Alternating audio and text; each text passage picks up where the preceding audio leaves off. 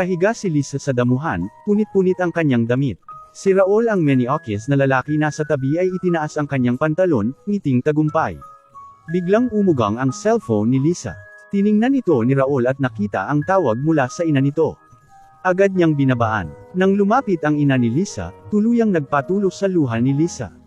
Hindi ko hahayaang saktan mo rin siya. Sa matinding hapdi, kinuha niya ang isang bato at pinalo ng walang pag-aatubili sa batok ni Raul.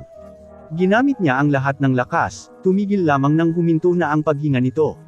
Nagpakulong si Lisa, ngunit walang saksi upang patunayang ito'y aksidente o pagtatanggol sa sarili. Nahatulan siya ng 5 taon. Sa gilid, ang kanyang inang bingi at pipi ay umiiyak ng walang tigil at walang magawa. Hindi niya inakalang ang piitan ang magiging simula ng impyerno. Nang unang gabi, hindi sinasadyang nabangga niya ang isang babaeng maikli ang buhok. Sinunggaban siya nito at sinaktan ng walang awa. Sinagip siya ng ibang bilanggo.